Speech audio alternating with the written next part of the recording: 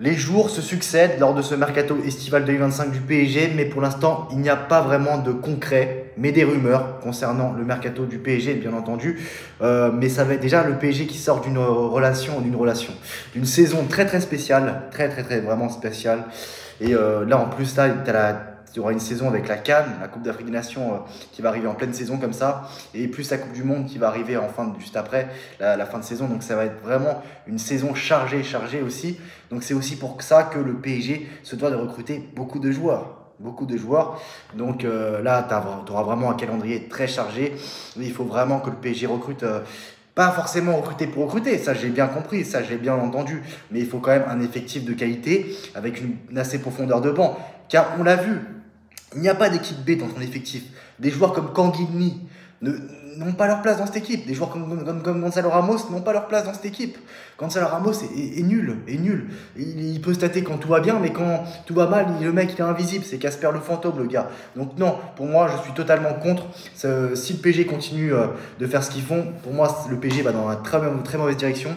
Et on va commencer par la ligne le gardien Donnarumma. Là, le pire scénario, c'est d'avoir Donnarumma et Chevalier. Déjà de virer Donnarumma, tout simplement. De remplacer Chevalier pour Donnarumma. C'est déjà le pire scénario. Mais si tu as les deux, ce sera encore pire. Enfin, ce sera pire aussi. Dans le sens où ça arrangera personne. Ça rendra service à personne. Ni à l'un, ni à l'autre. Et non, ça c'est impossible. Et Donnarumma, pour moi, tu dois. D'accord, c'est la dernière année de son contrat et tout. Dans un an, il est libre. Mais fais tout pour le prolonger dans ce cas-là. Parce que le mec, il veut rester.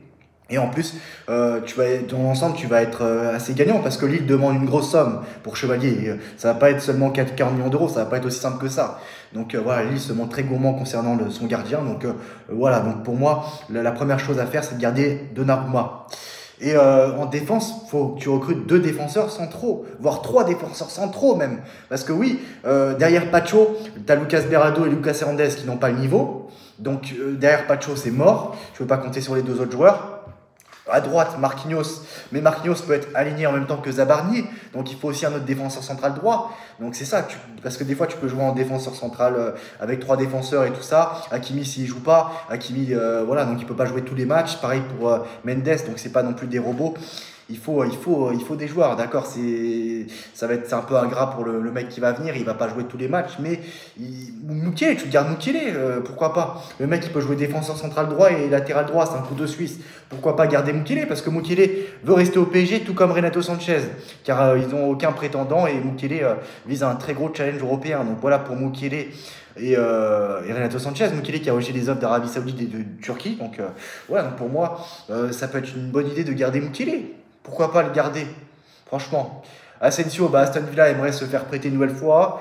Le joueur n'est pas d'accord avec Fenerbahçe, même si les discussions restent ouvertes. L'Espagnol n'entend pas faire de concessions salariales. Donc voilà, je poursuis ce que je disais. Avant de revenir sur Asensio. Il faut que tu recrutes un milieu de terrain, c'est très important.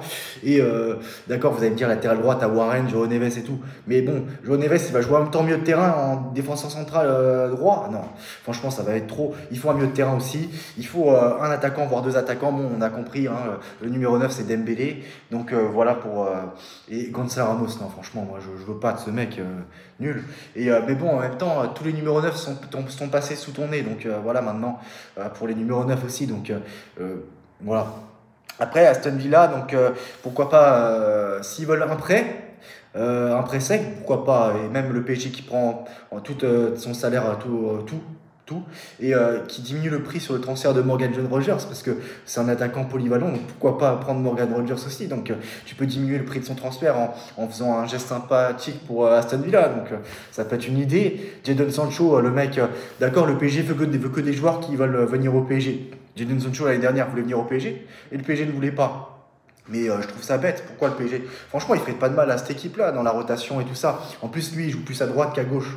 Donc voilà, donc ça peut être très très bien pour l'attaque. Tu as aussi Rodrigo Mora qui peut jouer à droite. Magnès Akiou, je suis très très loin d'être fan de ce mec. Ça me dit rien. En plus, Monaco a des très grosses exigences, 70 millions d'euros. Et je sens que Monaco va être très dur dans cette histoire, dans cette affaire. C'est quand même un nouveau crack qui est sorti de leur centre de formation, de leur équipe. Ils vont pas s'en séparer comme ça, hein. C'est ça, donc c'est pas pour le vendre à un prix. Voilà, je peux tout à fait le comprendre. Et pour moi, voilà, 70 millions d'euros à Kiouche, moi, j'y vais pas dessus. Il y a plus intéressant. Tu as Rodrigo Mora. Je préfère Rodrigo Mora. Je préfère Morgan Rogers. Je préfère Jadon Sancho. Et pourquoi pas Rodrigo aussi? Le PSG peut aussi se positionner sur Rodrigo. Pour moi, c'est mieux aujourd'hui d'avoir, par exemple, quitte à choisir entre Vinicius et Rodrigo. Voilà, je dis ça comme ça. Parce que Vinicius, son avenir est incertain au Real Madrid. Je préfère avoir Rodrigo que Vinicius. Parce que Rodrigo peut jouer sur les deux côtés, à gauche et à droite. Contrairement à Vinicius, où lui joue que sur l'aile gauche. Alors des offres aussi sont arrivées concernant Carlos Soler. Villarreal multiplie les initiatives pour tenter de recruter Carlos Soler, mais le club espagnol souhaite seulement après, donc Paris souhaite un transfert et c'est tout à fait normal aussi, maintenant ça suffit, le PSG veut dégraisser, mais bon, d'accord, il faut d'abord dégraisser avant de vendre, avant d'acheter, mais l'opération dégraissage peut durer jusqu'au dernier jour du mercato, donc il faut aussi recruter, c'est pas comme si tu n'avais pas de l'argent, tu as de l'argent, putain de merde. Donc voilà, donc Brighton vient d'apparaître dans les échanges. Et sinon, le PSG a proposé Matvei Safonov à Galatasaray. On ne sait pas, donc Tenas et Safonov peuvent quitter le PSG cet été avec le nouveau gardien Renato Marine. On ne sait pas, un gros chantier, franchement. Dire qu'il n'y a pas grand-chose à faire dans le mercato estival du PSG, c'est vraiment être un puceau du football. Il faut recruter. Et Galatasaray se montre très intéressé concernant Safonov, mais attend de voir s'il peut recruter Ederson. Bien sûr, je parle des Pro-Campos et tout ça. Aucun joueur n'a rien demandé à partir, donc voilà, donc ça c'est problématique aussi. Donc en ce qui concerne Gonzalo Ramos et Kanguinli, rien ne dit que l'un d'entre eux ou les deux, voire même les deux, vont quitter le PSG. Le club n'est pas vendeur de Kanguinli, donc je ne sais pas pourquoi. Peut-être parce que bon, tu te fais de l'argent avec le marketing, voilà, avec le marketing et tout ça. Donc Gonzalo Ramos aussi, hein, voilà, j'ai dit concernant Gonzalo Ramos. Donc voilà pour moi, franchement, voilà pourquoi le PSG doit recruter, c'est très important. Voilà, c'est tout pour aujourd'hui. À très bientôt. Ciao.